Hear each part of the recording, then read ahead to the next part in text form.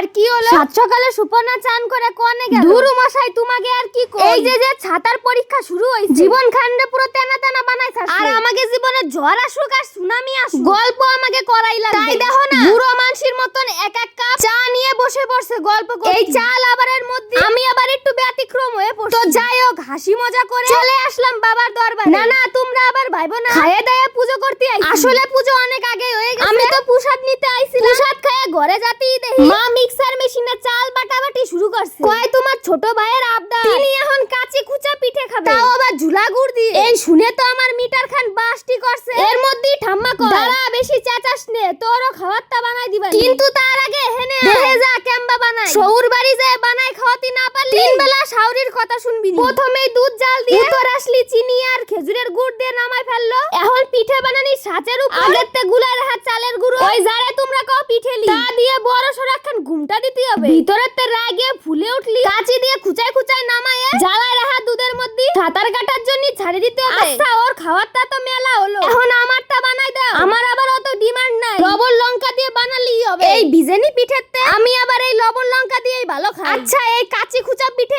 ভালো একখান নাম আছে, তোমরা কি কেউ জানো? জানলে কমেন্টে কয়ে যাইও তো। আমি তো এই পিঠের ছোটবেলাতে কাঁচি খুচা পিঠে নামেই চিনি। তো বন্ধুরা, আমার এই ভিডিও তোমাদের কাছে কেমন লাগলো অবশ্যই